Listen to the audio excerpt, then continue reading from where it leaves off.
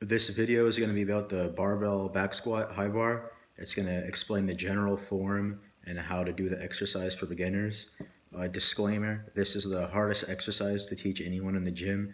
There's a lot of things that can go wrong, so listen carefully. Obviously, there's no form example in this video, so just listen closely to the words I say. All right, let's get started. So we're assuming it's a high bar back squat. I think this is the standard squat all gym beginners should start with, and it's the most well-rounded overall squat to do, high bar back squat. All right, so we're gonna start with the bar placement. The bar is gonna be touching your traps, your upper traps, and you're gonna be creating a shelf for this by putting your hands back here, and there will be a shelf. It'll be real simple.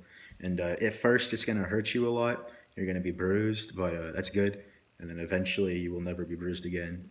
So yeah, you're gonna be creating the shelf on your traps, and the bar is gonna be going there pretty high up. I'd say a good place to do it is it can rest on your rear delts, rests on your shoulders. You'll figure it out. The hands, you want your hands to be pretty narrow. You don't want to be squatting with your hands all the way on the side of the barbell like Bradley Martin. This is inefficient. You want your hands to be almost as narrow as possible to create a stable shelf and to be able to brace properly. So you want your hands to be quite narrow. Me personally, I put my thumbs an inch outside the smooths. So yeah, your hand's quite narrow. Unracking the barbell, you want to take a huge breath right before, and then you want to explode up really quickly, and then you want to take 3 steps back and go. And some things I'd recommend, obviously, as big of a breath as you can, and you want to explode up really fast. You want the squat to hopefully feel as light as possible, the barbell to feel as light as possible when you're coming up. And you want to come back, I'd say, as fast as possible to reduce the time under the bar, but you also want to one thing I'd recommend is to not look down. I say if you look down, you're going to outthink yourself and you're going to overthink your foot placement. You're going to be wasting a bunch of time trying to get it perfectly symmetrical, and this will just make you more tired. If you just go 3 steps back without looking down, your feet will come to a natural position and you'll be fine. And this is going to take us into the stance of our feet. Obviously, this varies a lot, but I would say for this movement, you generally want a more narrow stance.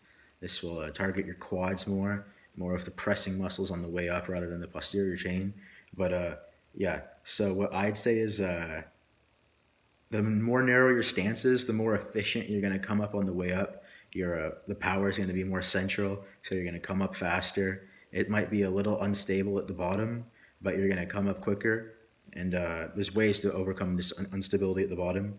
So the stance, you want it to be slightly narrow. Oh, and you want your feet to be ideally 45 degrees outside. That's important. Now we're going to talk about breathing. So how does breathing on the squat work? You're going to do the Salvella maneuver for each rep. You're going to take a big breath in before you go down. And this is the most important thing here is for posture, to make sure you don't bend over on the way back up. And then you want to lightly exhale on the way back up. So it's very simple. In terms of depth, I'd say you definitely want to go slightly below parallel. There's no point in ego lifting, squatting just the parallel. You want to get down there slightly below and maybe pause it for half a second, but you don't need to. But yeah, you definitely get below parallel for depth.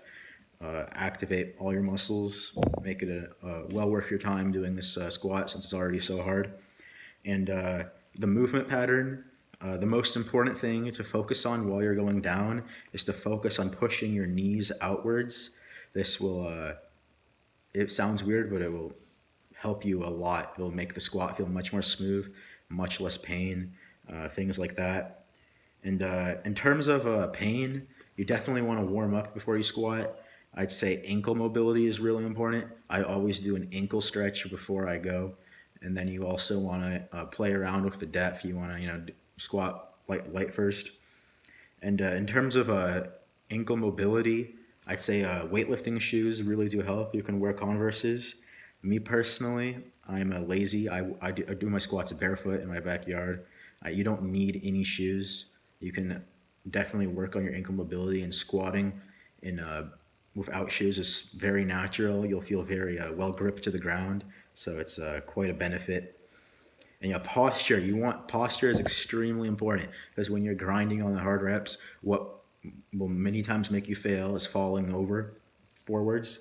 So that's why the breath is so important. You want to take as big of a breath as possible before each rep, and then really focus on staying up. And it's going to engage your core. That's why the squat's full body exercise, and it's super hard.